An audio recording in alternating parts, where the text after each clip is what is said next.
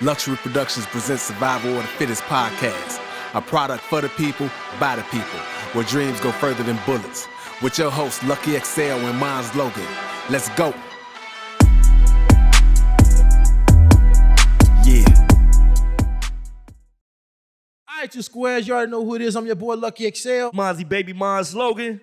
And we got to our right. I'm going to let you introduce him, man. You say... Man, look. Check this out, man. You know, everybody's special that come and sit on this couch and, you know, share their story. But this is something like, man, this is beyond special right here. You know, like, this is the moment, you know, and one of the reasons why it's big for me is because it's big for us in general, but for me personally, you know, I would not be here. There would not be a Monz Logan sitting right here talking to y'all if it wasn't for this man. You know what I'm saying? This man go by many names. Speaker 3, Ugly Bruh, the captain of the motherfucking ship, Lon Goldman. But we know him by Ugly Brother CE, criminal element. I'm talking about my mentor, my big brother, you know what I'm saying? The love of my motherfucking life, man. And right now we give you, see what's on my chest? You see these roses, red roses. We give you your flowers today, brother, man. Take them. You know what I'm saying? So we bring them. it to the mic. CE Ugly Brother, what does it do? Not much, man. I'm just here, man. Whatever, you know, it is whatever, bro. I'm just here to answer some questions and we go from there, bro. You're here to tell your story. That's right. Yeah. I got a story to tell. Yeah. This ain't no interrogation. Y'all now. ready? but we gonna go deeper in the story. I want some tears. Light that shit up, man. He want me to cry. I want some Oprah ratings. He want me to cry. It's hard to cry. Ellen DeGenerate ratings. I'm gonna try. I might pull a little fake move on him. Yeah, I want to see you dipping your hand in that water and putting a splash on your face like you crying. Oh no! I ain't gonna dip the water. I'm gonna drink it. Let me say this, man. You know, when I got introduced to this brother, you know, I hadn't even, you know, physically seen nothing. You know what I'm saying, man? My homie, shout out to Lil Kip, man. He brought in a bootleg of all things, you know what I'm saying, of their music. We gonna get his ass for that. You know what I'm saying? He brought this shit in, bro, and I'm here. I couldn't hold it. Some more heads exploded. Oh no, never folded. Just had to reload it. I'm like, who the fuck is this guy? You know what I'm saying? And I'm like, man, the shit, it was so believable. It's so real. It was like, it wasn't even HD at that time, but the lyrics was like, I'm like, man, like I was afraid of this motherfucker from this song. You know what I'm saying? And as the you know, Most High had it, you know, he put us in the same place at the same time. You know, I was a youngster. I walked up to him, purchased their CD at the time. They was promoting Criminal Confessions, Royce Glamour show. Yeah. You know, and I'm asking. I'm like, man, who's Criminal Element? You know what I'm saying? Yeah. They pointed to the brother, and I'm like, man, brother, I had to give you your props then, bro. Man, and I appreciate that, bro. I really do. I appreciate being here too. Man, now tell me, man, like, where did that name come from? Criminal Element came from basically my train of thought. Like, I'm not a criminal per se that's going to go out there and knock you in the head or whatever. But the way I think is basically criminal because I don't think on the lines of people doing this country. I think this country is full of shit. I don't know. It was brought up a little earlier, not on camera. Go right into it. Go ahead. I'm going to be honest. I really don't want to say too much about it, but nothing's changed. You know, You can talk about it. I'm up in age and nothing's changed. You know, everything the same. It's like it's crazy out here, man. They don't want things to change because it's a Who are they? As Jay would say, who are they? The politicians and the people that run the state. The politician and people that run the state. You know, the state being the you know, state of Illinois, the national government, the municipal government, you know, all of them. That's the state. And you know I saying? get that because you know, early even in that music, you know what I'm saying? That was the tone. Like, I'm down for blowing the federal buildings, but I ain't never down for killing no babies. Right. You know, so it was never so much a criminal minded towards, you know, like the next man, my brother. Exactly. More revolutionary. so like towards the system. And anybody that thinks outside the box, as far as this country is concerned, is a criminal. Right. You know what I'm saying? So that's where I pretty much got that name from. How old were you When I started at BPM? that name and then The name, late teens, early 20s, early 20s, 26, 25, something like that. Yeah. 20, actually about 24. Yeah. Did you ever was you ever affiliated? Yeah. I was affiliated. I was in a gang. What organization? Conservative Vice Lord. Okay. They got CVLs on the south side? I started CVL Southeast. Yeah, I started them. You started them. So you brought the lit, you joined the gang, got your lit, and went and started recruiting. I did. I got locked up when I was 13. And when I went in there, I was calling myself a Mo. And I ran into some real lords in there, and I liked the way they move. So I just started, kicking it with them, and I actually became a vice lord.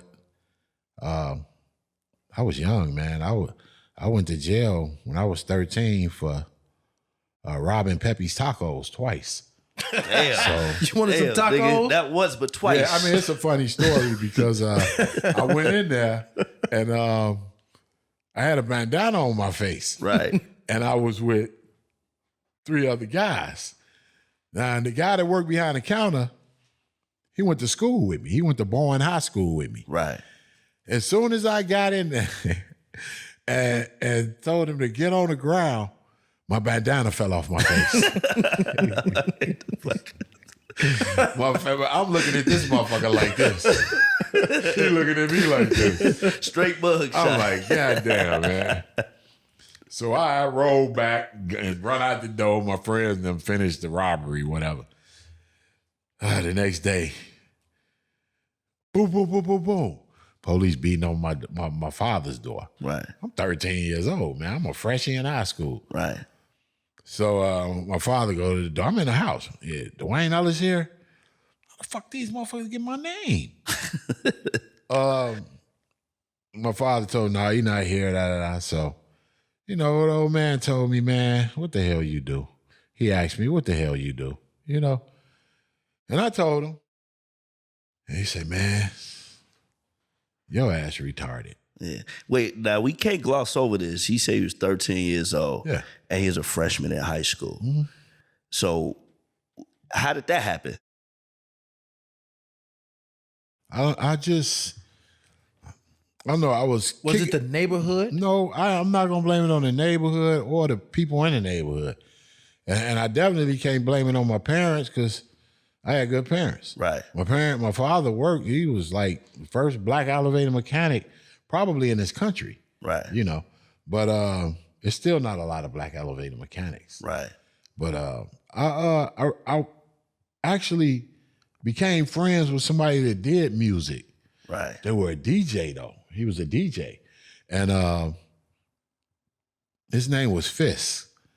And I hung out with him a lot. So. And he was up to no good. No, his brother. It was his brother. I started hanging with his brother.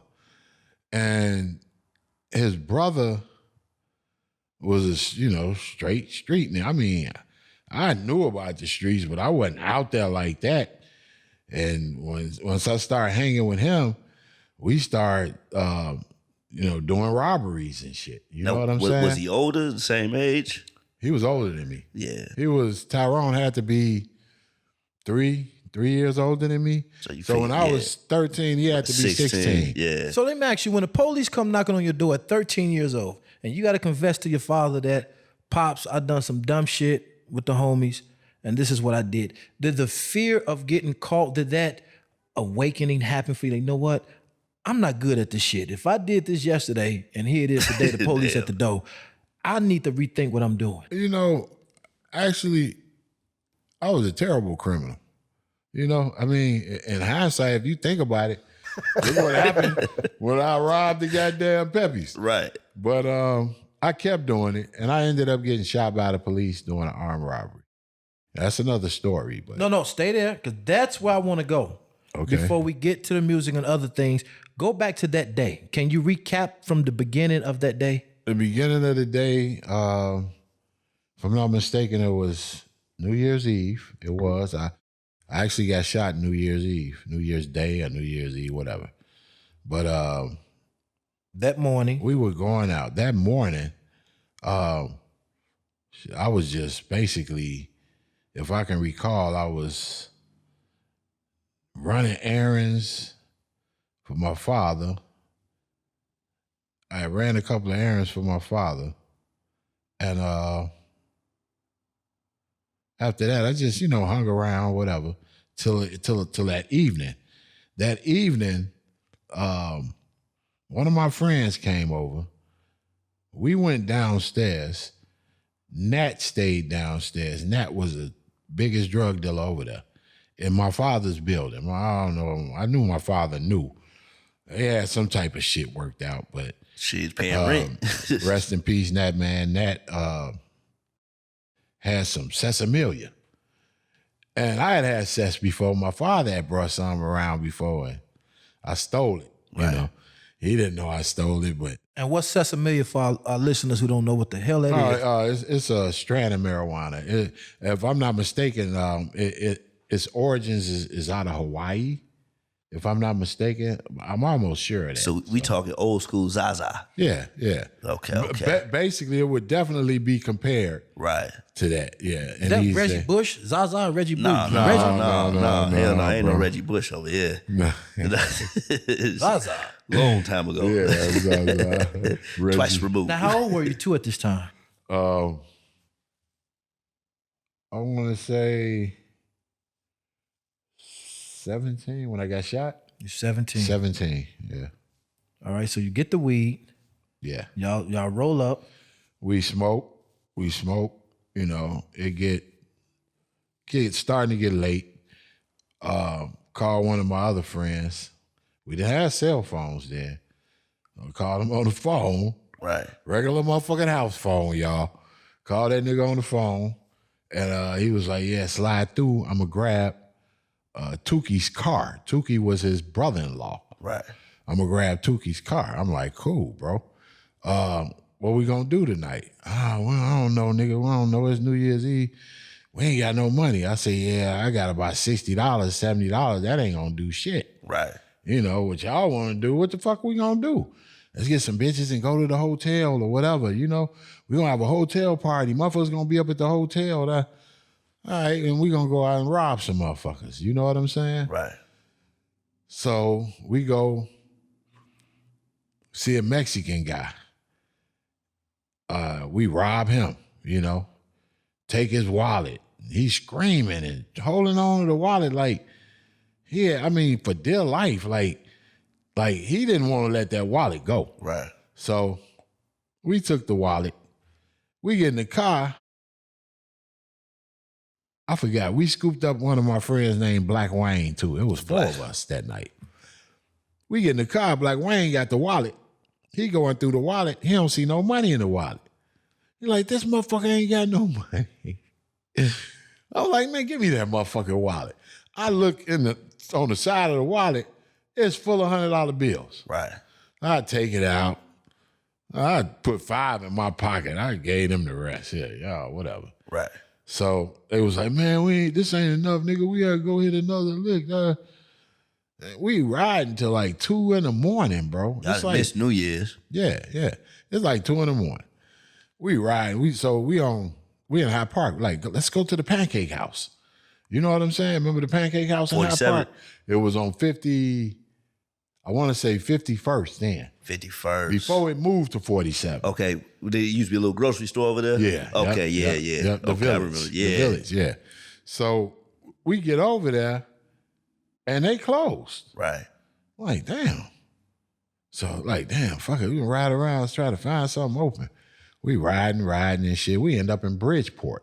Oh, you know, shit. All places. They don't allow black people in Bridgeport. I can imagine that time. They see you over there. You nigger, get the fuck out of here, nigger, You nigger. figure this was like 80, 82, 83? This was in 82, going into 83. Yeah. You know, they didn't play that. They didn't even allow us over there. But we saw this guy, and he had a lot of money. You know what I'm saying? We saw him at a restaurant over there. White dude. White guy. He had a lot of money, man. A lot of money in his pocket. Like, man, we don't follow this nigga. You know what I'm saying? Right. So we follow him, and he go in the garage. We jump out the car. I run to the garage. Bow, bow. I ain't even announced shit. He just shot. You know? Boom, I fell. It paralyzed me. Right. You know, I couldn't even move my arms. Right. I was paralyzed from the neck down. I couldn't do nothing. Right. You know? The bullet paralyzed me. So my friends ran. You know, they ran and jumped back in the car. But they waited around for the ambulance to come, followed the ambulance to the hospital. Now, they trying to figure out how the fuck y'all know he got shot.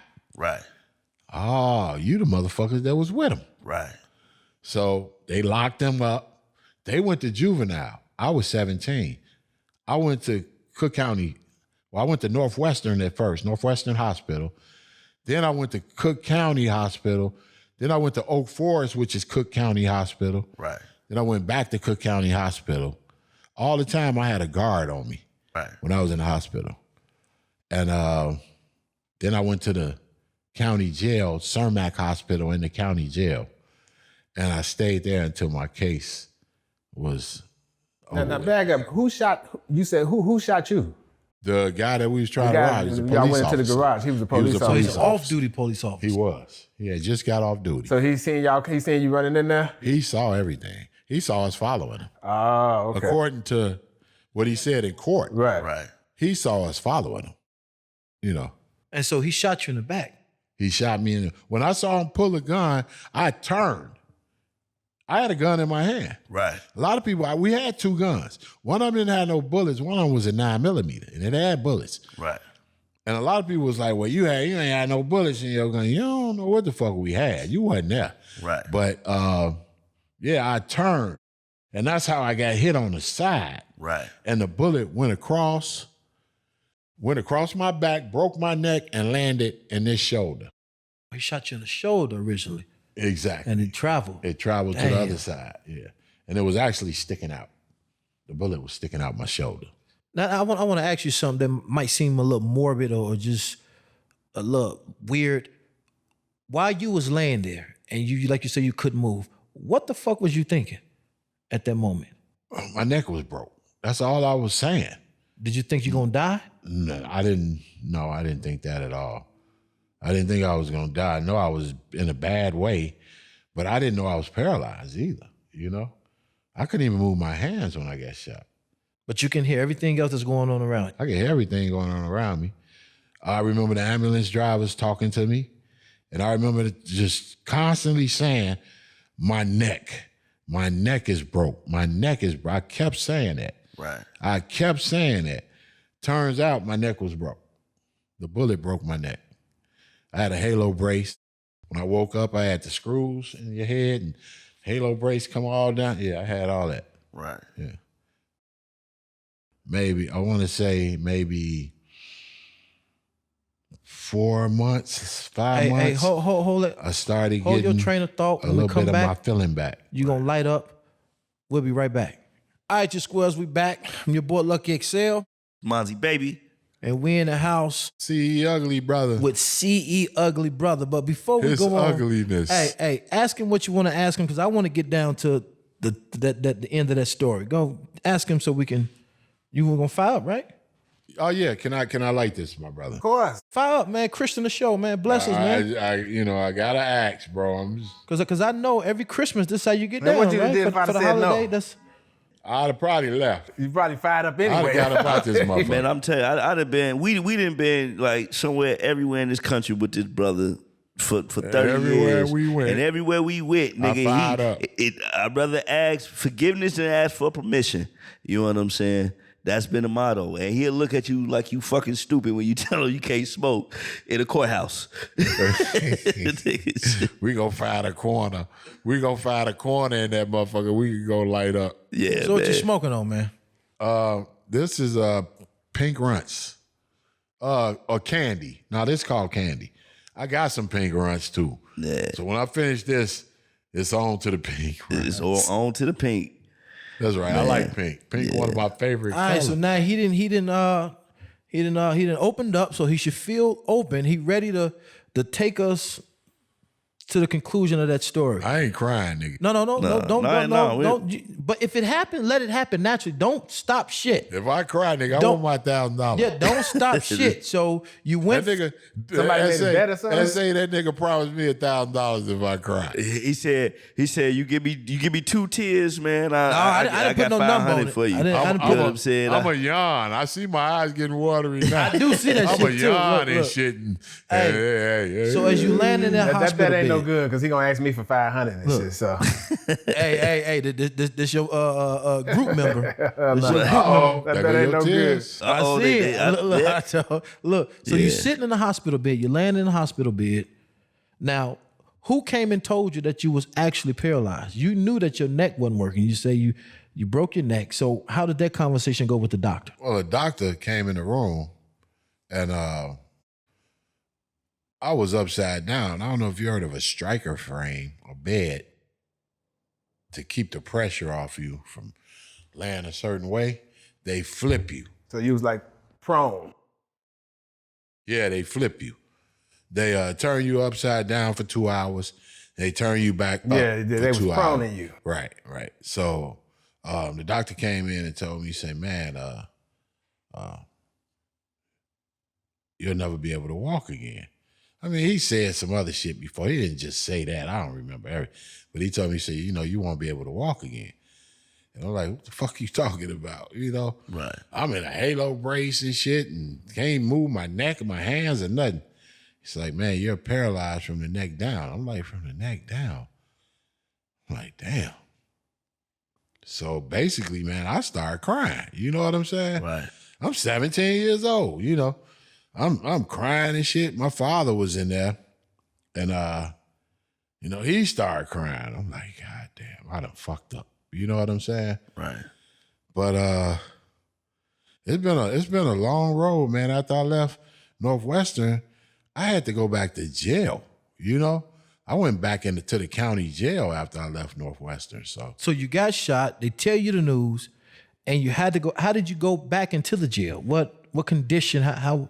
well, they sent me to the Cook County Jail, the Cermak Medical Hospital in the jail. Now you're in a wheelchair. Yeah, You go back. Yeah, I'm in a wheelchair. Yeah, and I think I did a month at Cermak, and they sent me to Oak Forest, Right. which is a affiliate of Cook County Hospital. Right. There's like 160 somewhere Yeah, over there. Oak Forest, Illinois. Yeah, Right, 169th and Cicero. Yeah. Some 167, something like that. It's way out there. So you're in a medical ward though. You're not in general population in the county jail because you still being treated for your Right. I was when I was in the county jail, I was in the medical ward. But it's still guards running around that motherfucker. You can't get out. So it's jail. Jail is jail, motherfucker. Jail with nurses I don't and give a fuck doctors. how they dress it. Right. You can get them and go to one of those federal motherfucking camps that they can go walk into town and do all that shit, but they still gotta go back to jail. The reason I'm asking, I'm visualizing you having to process what the fuck just happened.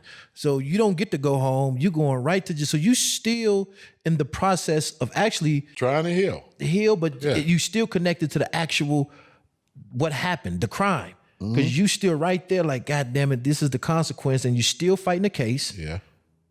All this shit simultaneously while you trying to figure out like, I'm not gonna be able to walk Yeah. again. Yeah. Was there anybody you leaned on at this time? How did you process? Who was there for you? I mean, was it a pastor, or the inmates, a doctor? I had a girlfriend named Eva that was, she was there for me. She was coming every visiting day. I was selling weed in jail. I was getting weed every fucking visiting day in jail. And she was there for me. I never had money on the books. I sold weed in jail. And I kept everything. So you skipped right past it. So you really didn't grieve. If you start selling weed and shit, you just Got right to it. Well, I did because I had no basically, choice. right, I had no choice. I'm in jail anyway. Right. You know what I'm saying? And I had access to it. I was cool with some of the guards. They was bringing me liquor.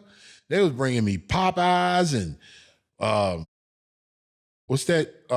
Maxwell's and shit. They was bringing me every beef Polish. I didn't eat pork.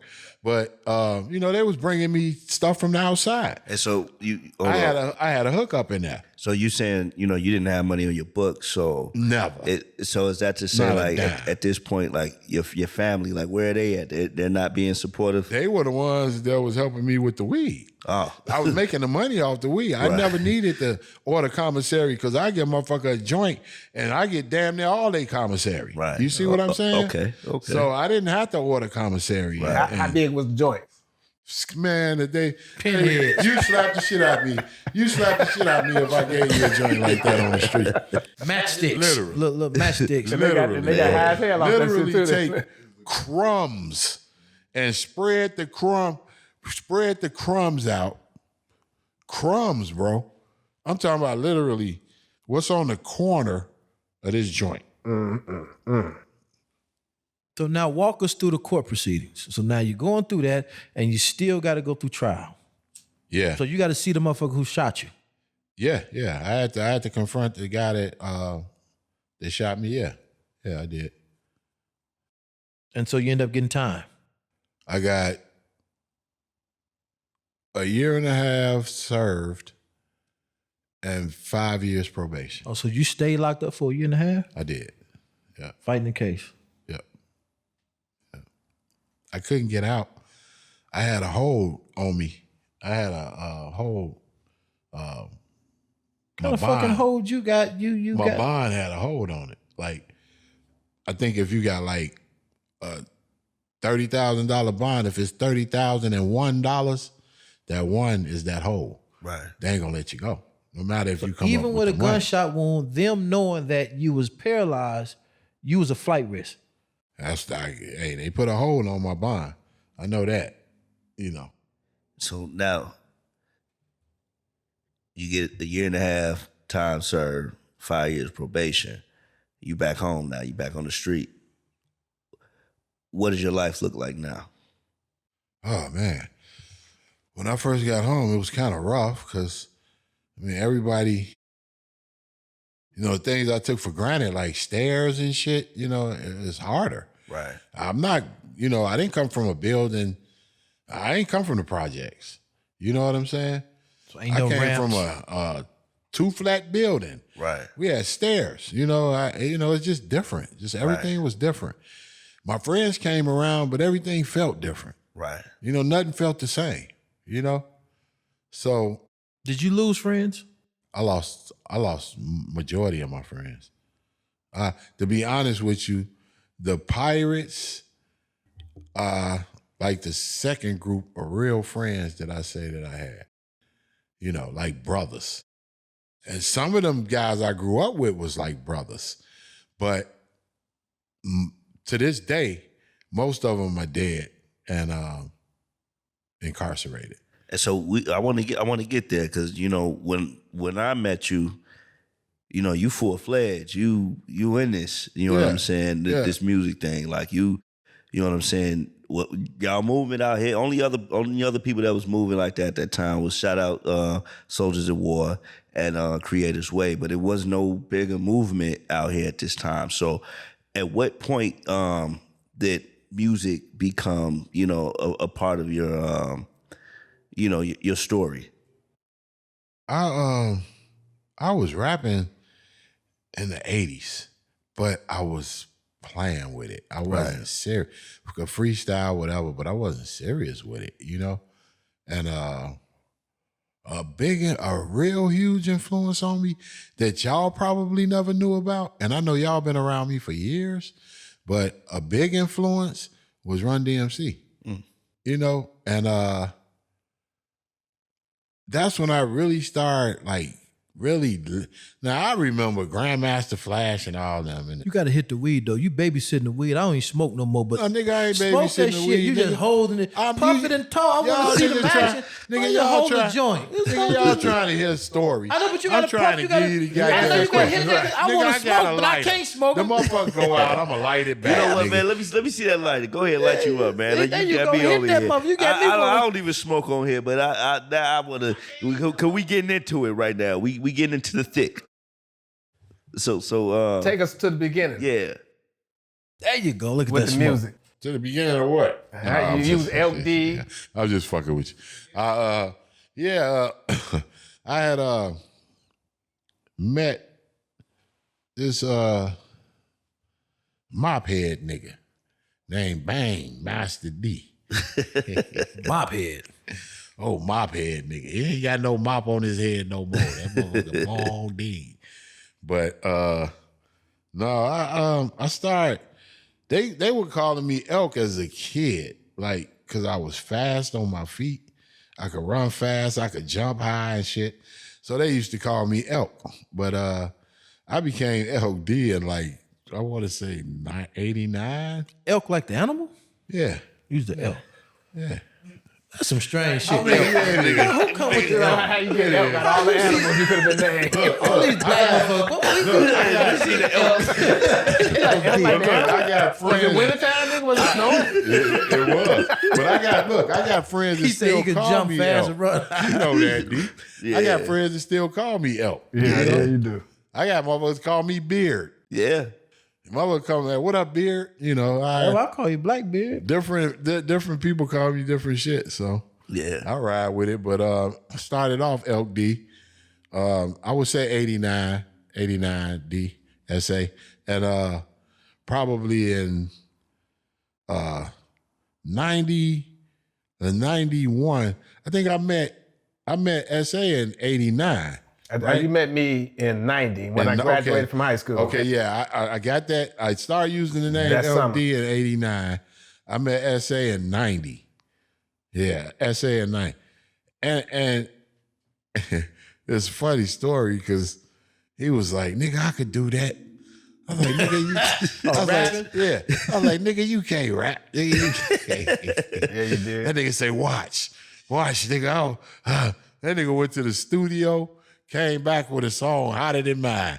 I'm mad as hell. What I you wanted told to me roll- was, you told me, I come wanted back to hit this tomorrow nigga with in a the song head. written. If you write a song and you come back tomorrow with this song written, You be in a then group. You was in the group. Right. And I went home and I wrote If the you first finish the song, you'll 400 be in a years. group. Yep. Man, so hold on, because now, this is important because, you know, man, SA behind the camera, you know, y'all probably ain't it's gonna cost a lot of money to see that nigga in front of the camera. That's all I'm gonna say about that, though.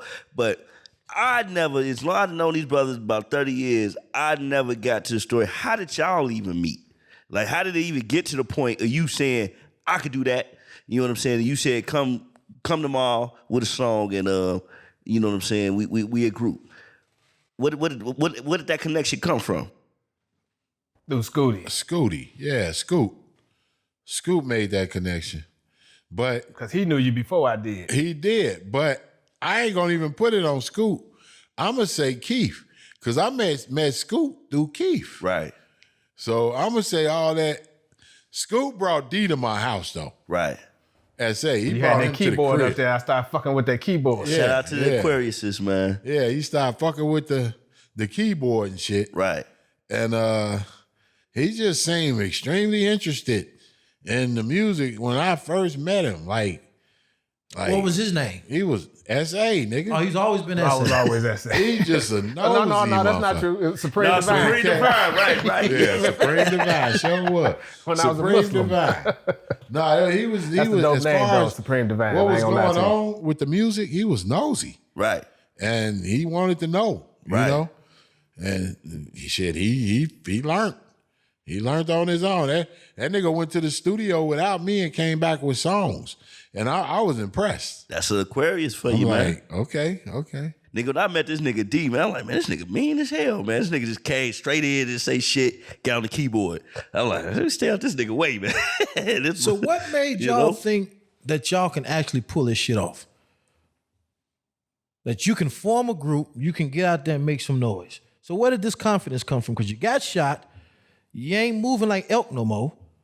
Nah. You know what I mean? The friends who was fucking with you prior to that, they ain't hanging around you no more. I move more like what's that slow ass animal? A mole? Is it a mole? The little, I know what you're talking. The little, sloth. There you go. Yeah. So where did the confidence come from? For, but that's a good Right. Yeah. So where does confidence come from? To say I that you never lost your shit. I don't even know if I looked at it as confidence. I just, if I put my mind to do something, that's what I'm gonna do. You know what I'm saying? already rapping, huh? Right. I was already doing rapping, your own thing. but I wasn't really serious, and you know that. So you got serious when you met me. Yeah, I was inspiration for you. See that? Fucking with Bang, I wasn't serious. Me and Keith and Bang had some shit, and What y'all used to call yourself? Black Pirate Mob, Right. MOB, So you still gang banging on under probably. a little bit, you. Yeah. Probably. But then I thought, I'm like, damn, man, I want to bring some more brothers in. And I pretty much put motherfuckers to a test. Right. So he passed his shit with flying colors. Yeah. Storm wasn't able to do shit with us for a while. He'll tell you. He just played, he played the side or whatever. Right. But he wasn't able to do shit for a while. Yeah. Yeah, because he wasn't on the first. We didn't he have wasn't that on the first confidence in project. him either. Right. He was on Criminal Confessions, though, the last song, right? Everybody He was on that. Criminal Confessions Yeah. a few times, but he wasn't on that first, the actual first album. Ah, so The there's EP. The EP. The EP. He wasn't on Right, the that EP. was Criminal Confessions. that. Right. The EP Yeah, he was just Criminal did. Confessions. He just talked like on the last. That was song or something. 96. Now, was y'all doing shows? Yeah. Criminal Confessions? Yeah. That's 94. 96. Somebody Google Yeah, that. 96. Somebody Google It it. was 96? Yep. Nigga, I produced the album. Here I look. Well, So was y'all doing show? How did y'all know y'all was any good? Y'all making albums and shit. Did y'all go out rapping? Did y'all battle Look it up. motherfuckers? What was y'all doing? Y'all didn't. Yeah, we did shows. We did shows in New We York. battled, like we ain't no Atlanta. battle rap, but we All over the performed the place. show. Shit, we won every show we was ever in. Any show we was ever in. I don't remember us losing. We did a whole bunch of shows. That's all So, we did when we first To actually be honest got with you, I everything don't going. remember us losing one time. right. So who Not was once. who was in a group at this time to do shows? S.A.U. Keith or Bang?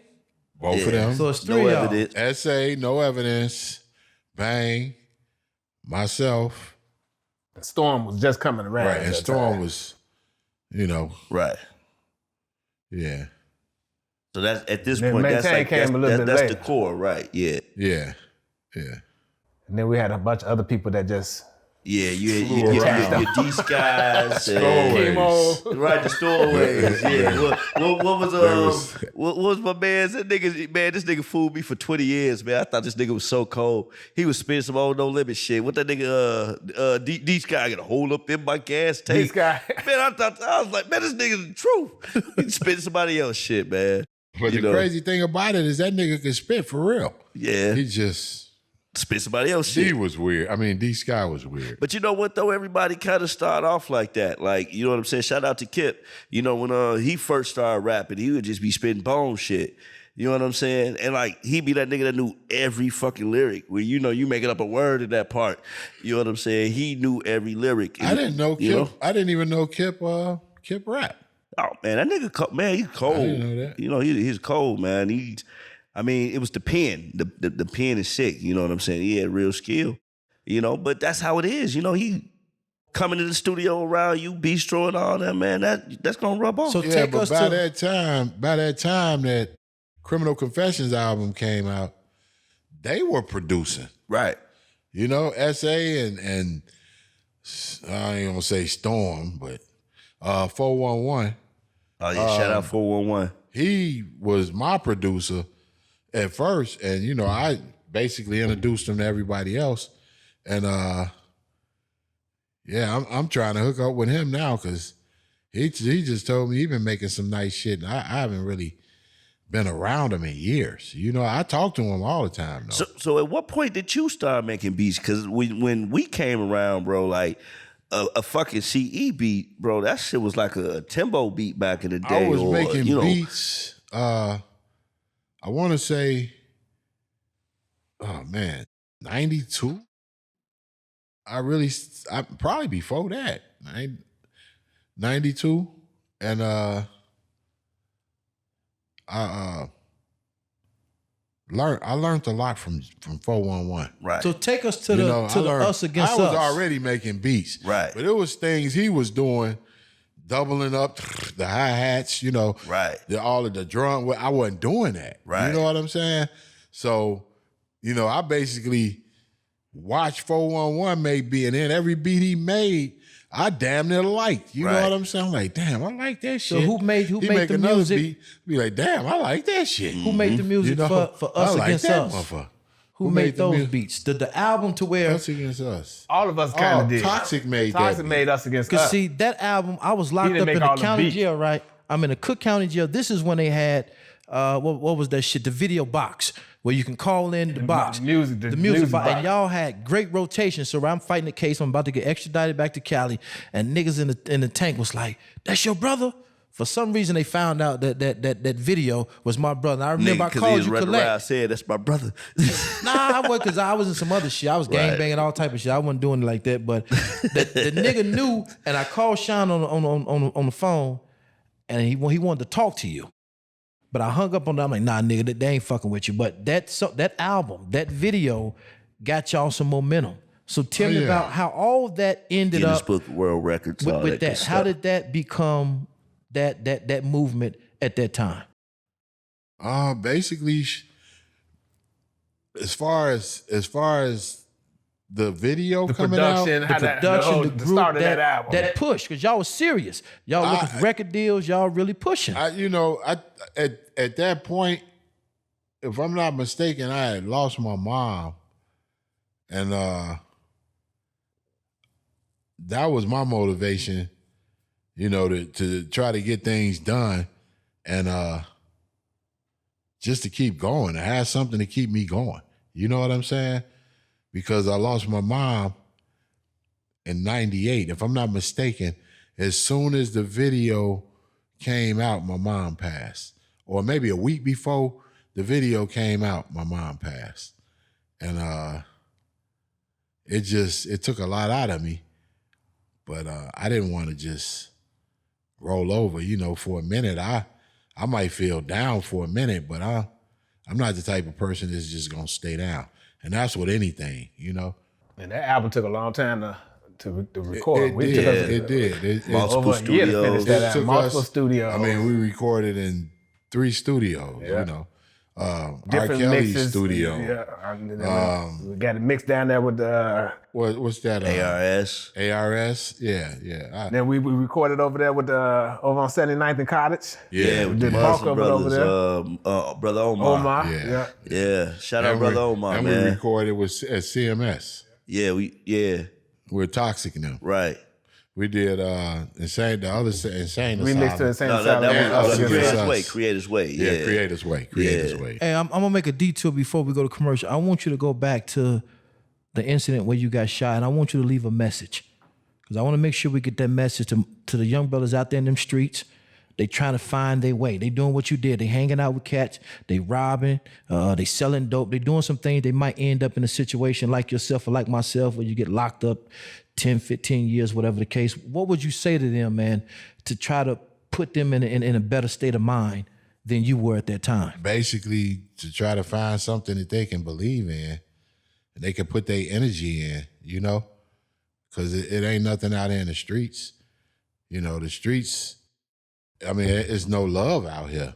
You know, it ain't no love out here, and it never will be. So whatever you hunting for or think you're going to get out here in these streets, you're not going to get it. And don't nobody ever think, people be like, oh yeah, I ain't scared to die. You know, I ain't this, I ain't that, I ain't worried about it. But don't nobody think about being put in a wheelchair. You know what I'm saying? And don't nobody realize how hard it is. You know, I'm on dialysis now. I'm still pushing though, you know? And I don't even know if I act sick. am I supposed to act sick? But you know, it is what it is. Sometimes it's times where I don't feel well, you know. But it ain't nothing out here in these streets, man. If you gonna play that game with these streets, you gonna lose. Period. You know what I'm saying? It ain't no win out here in these streets at all. So, and then it ain't no honor out here. You know, nobody honors shit out here. So we was talking earlier about the Jerry Jones picture. Oh shit. Did you seen it, Wayne? Yeah, I seen it.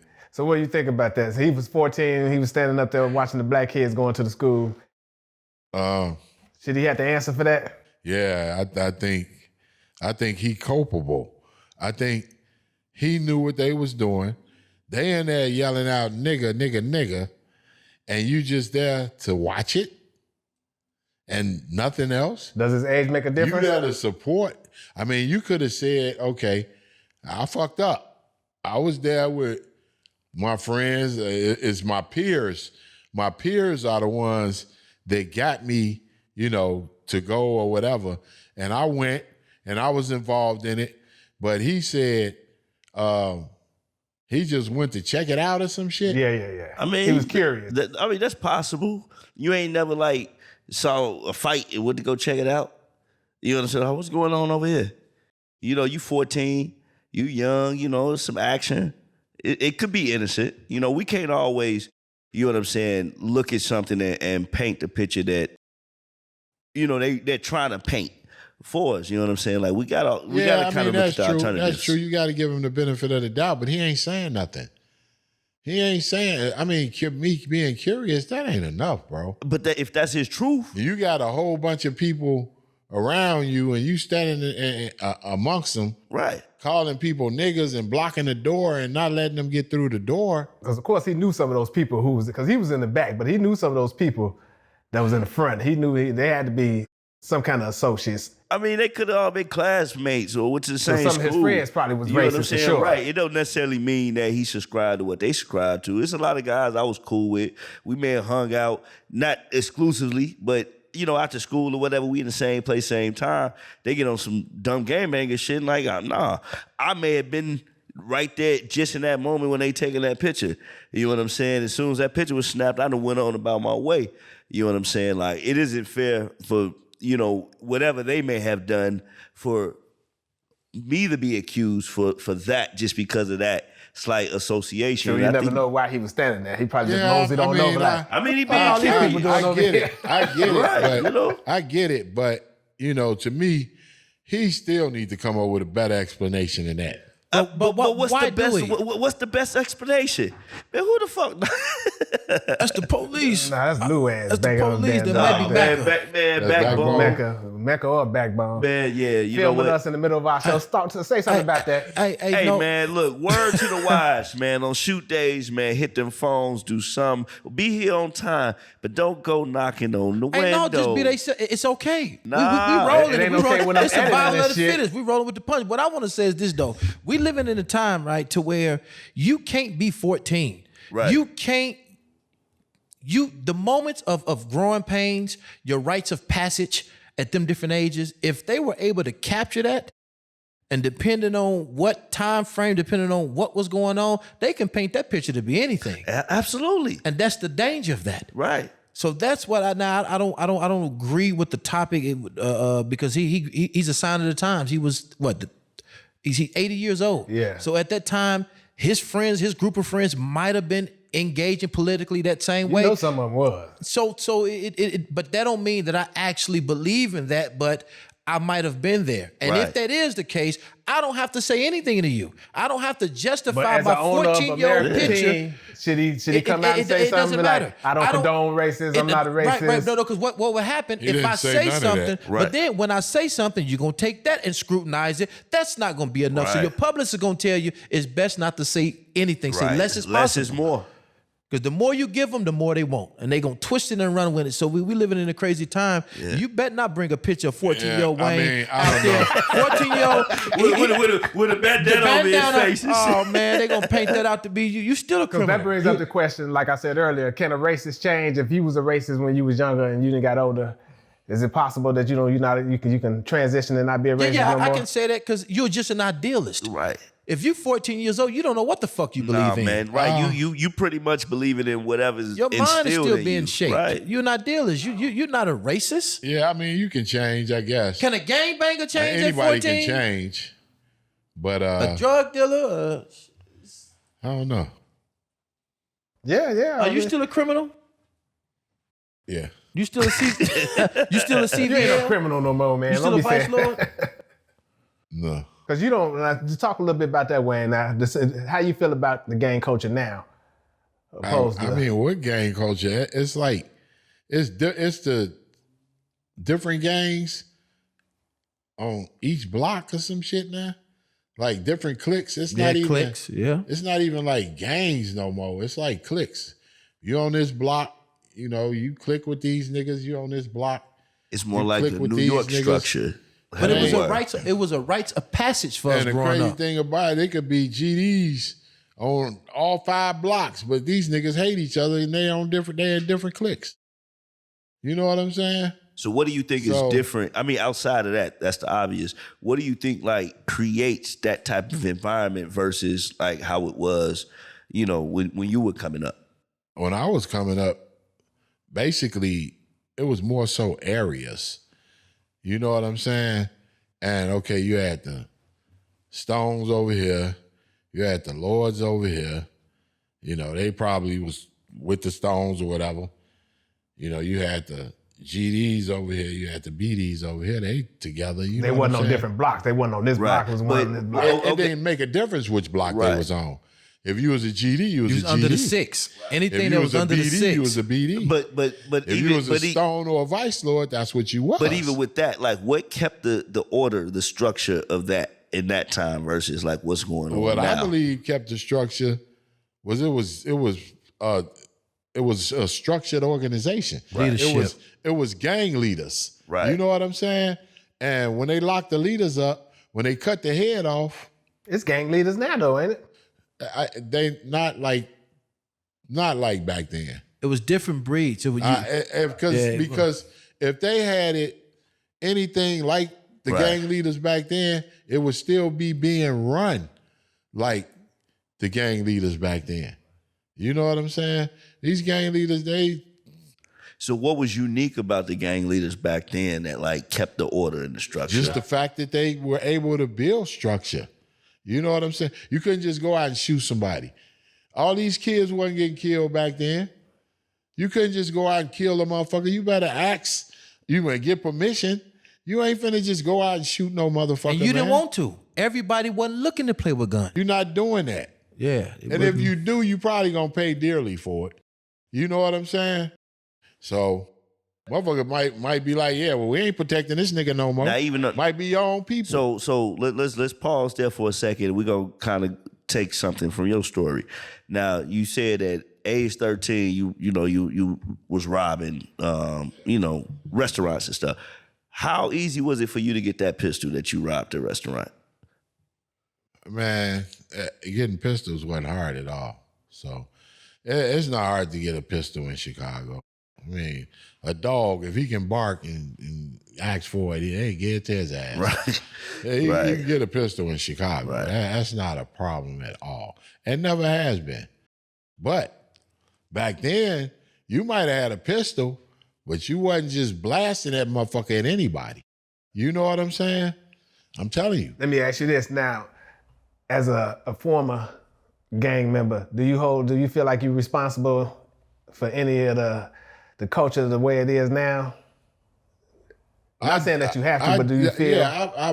Yeah, hell yeah, I bear some responsibility. Yeah, definitely. I fucked up. I was out there fucking up in the street, doing dumb shit, and as a result of it, it cost me, my ability to walk. It fucked me up, for the rest of my life. But, I went back to college, got my bachelor's degree. I don't want no motherfucker pulling a violin out, playing no violin for me. You know what I'm saying? Because I'm still here. I'm fighting shit. I feel good. I'm going through shit now, but at the same time, I feel good. I don't feel bad. So you could talk to a younger gang member and be like, you can get out of this life. Look what I did. Oh, definitely. Man, it's what you want to do. If you want to do something, you can do it. Point blank, period. It ain't nothing else to be said about that. If you want to do something, fuck what everybody else say. Fuck how they look at you. If you want to do it, do it. And even on top of that, like when I met you, I was 12 years old. I was at the age where he could have been giving me packs and pistols. You know what I'm saying? But he was giving me the game. And you know what I'm saying? Like, even if, he was moving a certain way, they like, hey, don't put the shorties in that car. You know what I'm saying? Put them in this car. You know what I'm saying? You stayed on top of making sure we was at school. We was doing the right things. You know what I'm saying? If our grades were in order, you know what I'm saying? We wasn't smoking weed. Now, first time we went to this nigga crib, the biggest fucking weed, you know what I'm saying? Cloud comes out the door and shit. I thought it was a wrap. My aunt, Beware Moms, she let us stick around or whatever. But that was, as an adult to see that was her understanding where his heart was at. You know what I'm saying? She saw beyond everything else in the music and all that. Saw like, man, this is a good brother. These are good brothers that he associates himself with.